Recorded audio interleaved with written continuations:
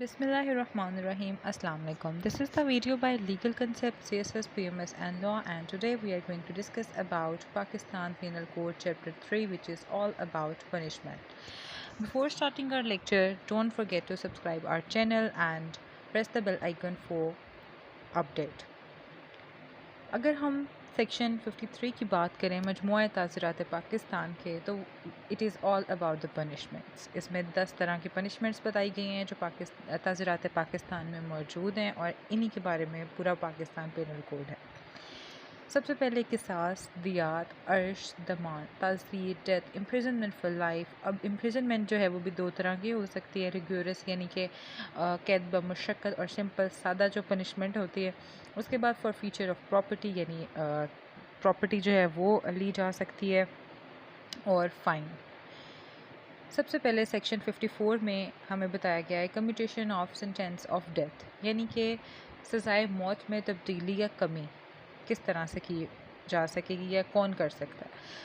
In every case in which sentence of death shall have been passed, the central government or the provincial government of the province within which the offender shall have been sentenced may, without the consent of the offender, commute the punishment for any other punishment provided by this code.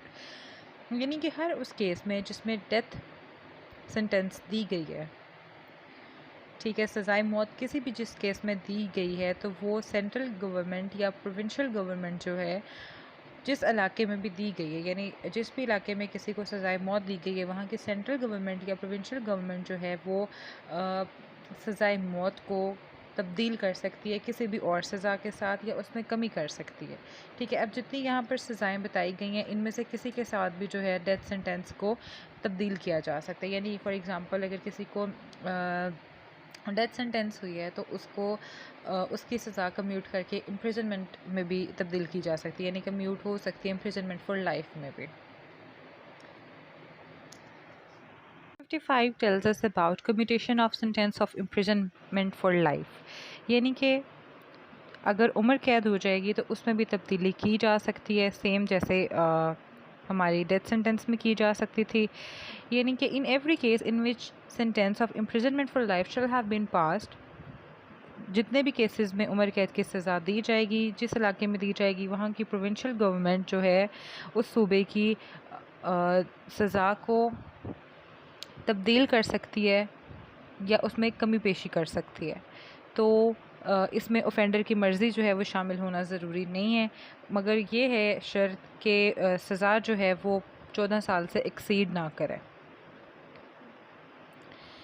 Section 55A ہمیں بتاتا ہے saving four presidents prerogative, یعنی کہ جو presidents کا prerogative ہے اس کی جو اتھارٹی ہے وہ سیو ہی رہتی ہے، چاہے سینٹرل یا پروونشل گورنمنٹ جو ہے وہ سزا میں تبدیلی بھی کر دے یا پھر اس میں کمی بھی کر دے، مگر پریزیڈنٹ کا جو ہے وہ قائم ہی رہتی ہے جو اس کا پریروگیٹو ہوتا ہے. Nothing in section 54 or section 55 shall derogate from the right of the president to grant pardons, reprieves, respites or remission of punishments. یعنی کہ اگر پریزیڈنٹ چاہے تو وہ پارڈنس بھی دے سکتا ہے، سزا کو کینسل بھی کر سکتا ہے، معاف بھی کر سکتا ہے سزاؤں کو، اور دے بھی سکتا ہے اگر وہ چاہے. تو یہ رائٹ جو ہے وہ پریزیڈنٹ کا رہتا ہی ہے. سیکشن 56 جو ہے وہ اومٹ ہو چکا ہے. سیکشن 57 ہمیں بتاتا ہے fractions of terms of punishment, یعنی کہ کن فریکشنز میں کن کیلکولیشنز میں جو ہے پنشمنٹس کو کیلکولیٹ کیا جائے گا. تو اس میں امپریزنمنٹ کے بارے میں بتایا ہے کہ جو عمر قید ہوگی اس کی امپریزنمنٹ 25 ایئرس کے ایکویولنٹ ہوگی. 58 سیکشن جو ہے وہ اومٹ ہو چکا ہے. 59 سیکشن بھی اومٹ ہو چکا ہے. سیکشن 60 جو ہے وہ ہمیں بتاتا ہے سینٹینس میں بھی in certain cases of imprisonment wholly or partly ریگیورس اور سمپل، یعنی کہ ہر کیس میں جس میں امپریزنمنٹ کی سزا دی جائے، یعنی قید ہو تو قید جو ہے وہ 2 طرح کی ہو سکتی ہے. کوڈ اس کی ڈسکرپشن دے گا کہ وہ قید کس طرح سے ہوگی، یا وہ قید ریگوریس ہو سکتی ہے یا قید وہ سمپل ہو سکتی ہے. ریگوریس ہوگی یعنی کہ وہ قید بمشقت ہو سکتی ہے مکمل طور پہ، یا وہ بالکل سمپل قید ہو سکتی ہے، تمام قید سمپل ہوگی، یا اس قید کا کچھ حصہ جو ہے وہ مشقت کے ساتھ ہوگا اور باقی قید سمپل ہوگی. تو یہ سیکشن 60 میں بتایا گیا ہے. سیکشن 61 جو ہے وہ اومٹ ہو چکا ہے. Section 62 forfeiture of property in respect of offenders punishable with death, transportation or imprisonment, یہ بھی اومٹ ہو چکا ہے پاکستان پینل کوڈ سے. سیکشن 63 ہے amount of fine. Amount of fine اب کس طرح سے ہوگا؟ Where no sum is express to which a fine may extend, the amount of fine to which offender از liable از unlimited but shall not be excessive. یعنی کہ بالکل بھی کتنی ٹوٹل اماؤنٹ ہوگی فائن کی یہ بالکل ایکسپریس نہیں کہی گئی مکمل طور پر, اور نہ یہ بتایا گیا ہے کہ کس لمٹ تک جو ہے وہ فائن ایکسٹینڈ کر سکتا ہے. مینس کہ اب یہ ٹوٹلی ڈیپینڈ کرتا ہے کہ کیا اوفینڈر نے کیا جرم کیا ہے, اس کے مطابق وہ لائبل ہوگا فائن کا, مگر وہ اس سے زیادہ ایکسیڈ نہیں کرنا چاہیے جو اس نے جرم کیا. سیکشن 64 بتاتا ہے sentence of imprisonment for non payment of fine.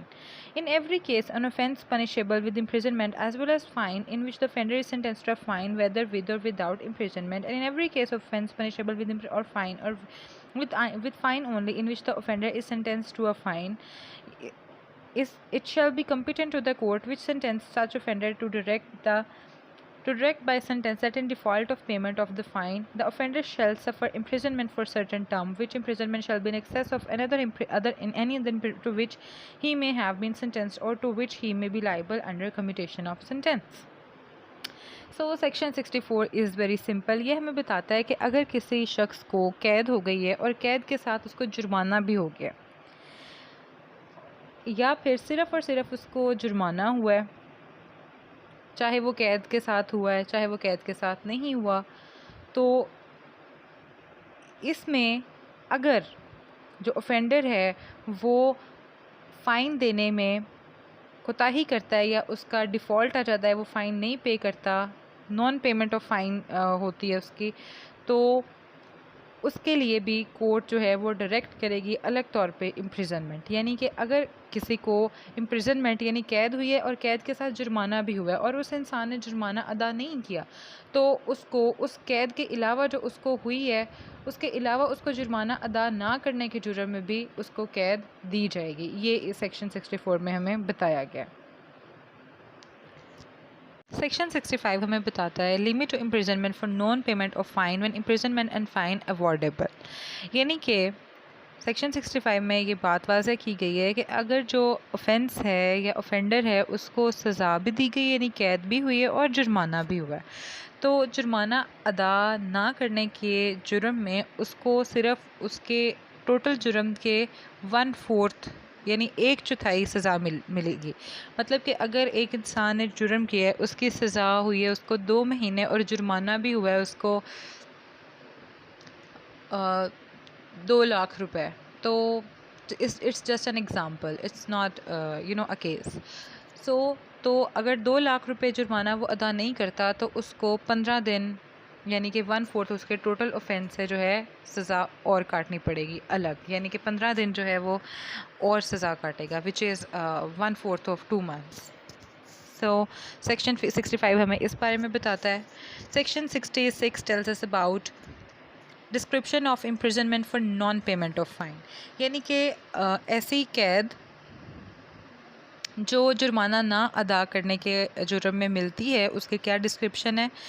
The imprisonment which the court imposes in default of payment of a fine may be of any description to which the offender might have been sentenced for the offence.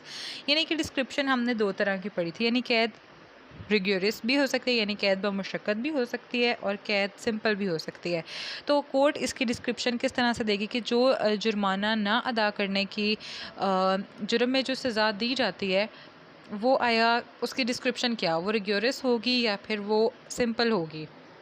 تو اس میں section 66 میں بتایا گیا ہے کہ یہ اس offence پر depend کرتا ہے. یعنی کہ اگر وہ جرم ہوا ہے جس میں قید بمشقت دی جائے تو جرمانہ ادا نہ کرنے کے جرم میں بھی قید بمشقت ہی دی جائے گی, اور اگر ایسا جرم ہوا ہے جس میں سمپل امپریزنمنٹ تھی تو اس کو جرمانہ ادا نہ کرنے کے جرم میں بھی جو ہے وہ سمپل امپریزنمنٹ ہی دی جائے گی.